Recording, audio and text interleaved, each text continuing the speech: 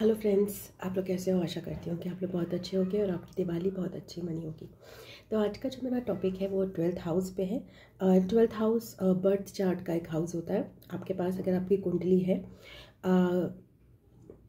तो आप ये वीडियो को आगे देख सकते हो। अगर आपको एस्ट्रोलॉजी की जानकारी है कि एस्ट्रोलॉजी में 12 हाउसेज होते हैं और एक उसमें से लास्ट जो हाउस होता है 12th house. And 12th house जो है उसके बारे में आज हम लोग बात करेंगे, उससे रिलेटेड ही बात करेंगे। तो अगर सपोज़ आपके बहुत सारे प्लैनेट्स 12th हाउस में हैं तो ये वीडियो आपके लिए एप्लीकेबल हो सकता है।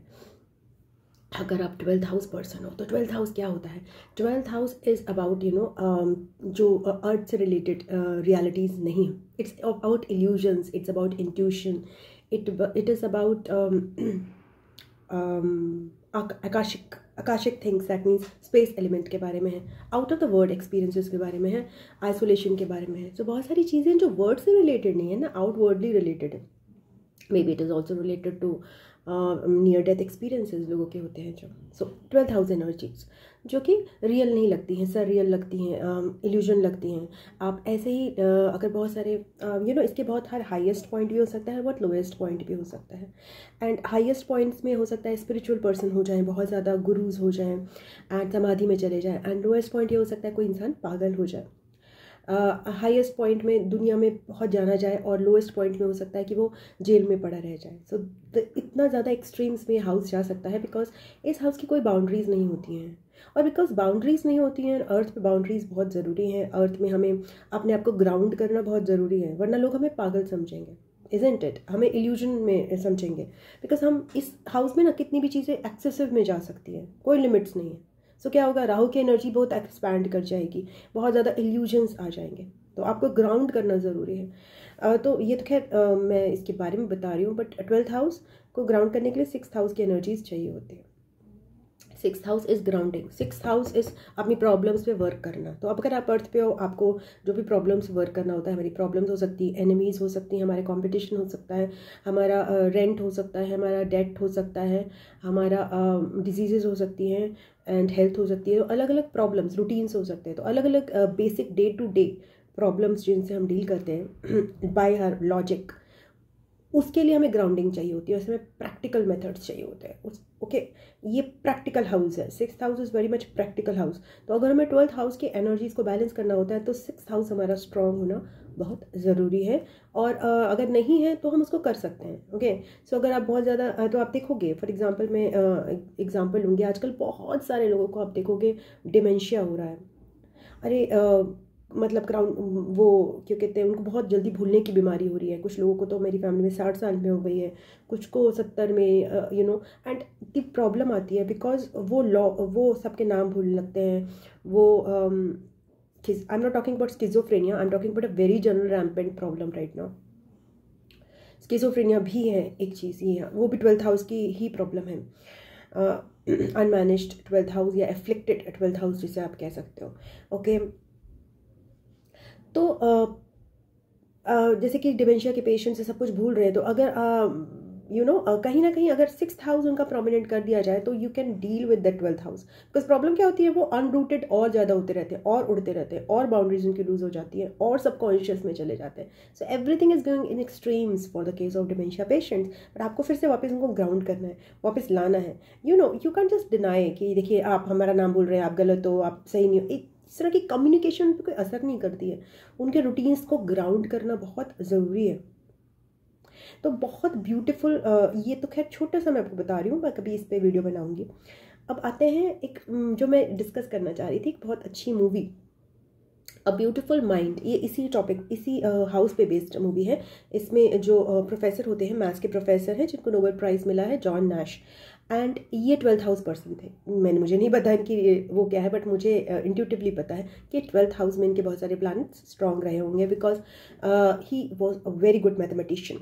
And mathematics is denoted by the planet mercury, and mercury in the which house, 12th house, will give you extraordinary mathematical ability. Okay, and other planets भी हो सकते हैं। बट प्रॉब्लम यहाँ पर ये आई थी कि इवन मर्करी था उनका, मेरे ख्याल से उनका राहु भी था इन द 12th हाउस, जिसकी वजह से उनको इल्यूजन्स होते थे, उनको स्किज़ोफ्रेनिया हो गया था। उनको लोग दिखते थे, उनको लोग दिखते थे जो कि दूसरों को नहीं दिखते थे। स्किज़ोफ्रेनिया जिसे कहते हैं, पागलपन। ओके, जस्ट नॉर्मल लैंग्वेज की बात कर रही हूँ मैं, इसको पागलपन नहीं कहती। स्किज़ोफ्रेनिया एक अगेन एक उसको भी आप डिकोड कर सकते हो। You should always give benefit of doubt. किसी डिजीज़ को ना आप डिकोड करना चाहिए। ऐसा नहीं होता कि उसको बिल्कुल नेगेटिव सेंस में आप उसको फिनिश करते, ऐसा नहीं कर सकते। सो उनको स्किज़ोफ्रेनिया का प्रॉब्लम हो गया था। Oh my God. And he आप ब्यूटीफुल माइंड मूवी ज़रूर देखना, ये नेटफ्लिक्स पर है। पहली बात तो आपको बता दूँ मैं, अमेजन प्राइम पर भी है, मुझे नहीं पता, मैंने देखा नहीं, बट नेटफ्लिक्स में मैंने देखी है। And it's why one of the favouritest movies मैं बोलती हूँ, फेवरेट नहीं बोलती, फेवरेटेस्ट बोलती हूँ। सो स्किज़ोफ्रेनिया जो है, ये ब्यूटीफुल माइंड है, उसमें दिखाया है कि वो पर्सन जो है अपने स्किज़ोफ्रेनिया के तहत वो इतना ज़्यादा इल्यूजन्स में आ गया था, वो नॉर्मल लाइफ में ग्राउंड ही नहीं कर पा रहा था अपने आप को, नॉर्मल एक्टिविटीज़ कर ही नहीं पा रहा था। बट अच्छी बात क्या थी, उस पर्सन का लॉजिक इतना स्ट्रांग था, कहीं ना कहीं उसका 6th हाउस भी इतना वीक नहीं था, या फिर उसने कहीं ना कहीं अपना लॉजिक यूज़ किया, 6th हाउस को एक्टिवेट किया, प्रॉब्लम सॉल्विंग एबिलिटी बहुत स्ट्रांग थी, उसने कैसे उसको डील किया। बिकॉज जितना आपकी हायर एनर्जीज होंगी उतना ही आपकी फेथ स्ट्रांग होगा। उसका फेथ स्ट्रांग था कि जो उसको लोग दिख रहे हैं वो रियल है, बाकी लोग कहते नहीं है, तो कॉन्फ्लिक्ट अराइज हो रहा था। मगर उसको एक एक्सपीरियंस ऐसा हुआ, उसमें उसने ये अपना लॉजिक यूज़ किया, अपनी ग्राउंडिंग यूज़ की कि जो लड़की उसकी लाइफ में, एक छोटी सी लड़की बार बार उसके सामने आती है, वो 10 साल से या 5-6 साल से एक ही उम्र की है, तो उसने वो लॉजिक से अपना समझा कि या मेरे इल्यूजन्स रियल नहीं है। तो उसने अपना लॉजिकल माइंड, अपनी प्रॉब्लम सॉल्विंग कैपेबिलिटी को यूज़ किया अपने स्किज़ोफ्रेनिया के प्रति अवेयर होने में, और उसके ही तहत वो अपने स्किज़ोफ्रेनिया से इतना अवेयर हो गया कि या मेरे को है प्रॉब्लम ये और मैं इसको सॉल्व करूँगा। He was like logical mind से। दवाइयों से क्या हो रहा था, उसको इश्यूज आ रहे थे, दवाइयों से उसका सबसाइड कर रहा था कॉन्शियस माइंड भी, और सबकॉन्शियस भी इश्यूज आ रहे थे। बट उसने क्या किया, अपनी problem solving capability, that means 6th house को एक्टिवेट करके 12th हाउस को की प्रॉब्लम को डील करा, मिटिगेट नहीं किया, रिमूव नहीं किया, डील करा, अवेयर हो गया उससे। और इसके तहत उसको पता था कि he use to take the help of whenever he use to see new people, वो ओल्ड पीपल से पूछता था क्या ये रियल है, बिकॉज ही न्यू कि वो नहीं कर सकता है, उसकी एबिलिटी नहीं है ये, बट उसके पास टेक्निक्स थी, उसके पास वो इतना बड़ा मैथमेटिशियन था कि उसने वो लॉजिक, फर्स्ट जो लॉजिक स्टार्ट किया, उसके बाद से उसने एक सेकेंड एक स्टेप करा कि कंफर्म करना दूसरे से, ग्राउंडिंग करी अपनी, वो बार अपनी ग्राउंडिंग करना जानता था, लोगों के थ्रू इसने अपनी ग्राउंडिंग करी।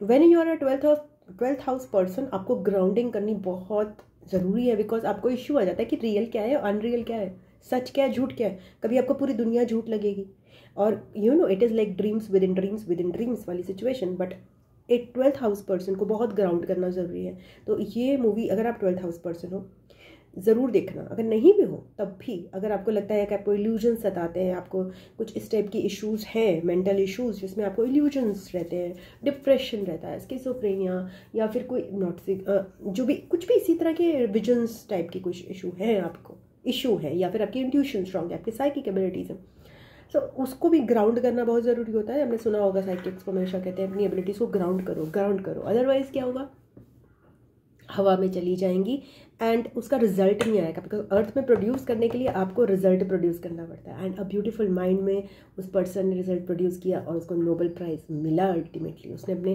कंप्लीट किया। It was a lifelong struggle for him, it was not easy for him to conquer his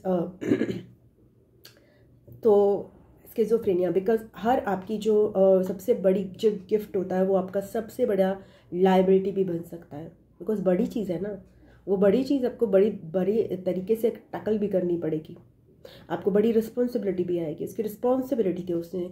तो it's a very good movie and must watch, a beautiful mind. Okay, तो देखिएगा, अगर आपके कोई comments हैं इस पर तो ज़रूर बताइएगा मुझे इसके बारे में, और अपने व्यूज़ और कुछ भी चीज़ें अगर आपको शेयर करनी है एस्ट्रोलॉजी से रिलेटेड तो आप बताइएगा। Thank you, bye bye.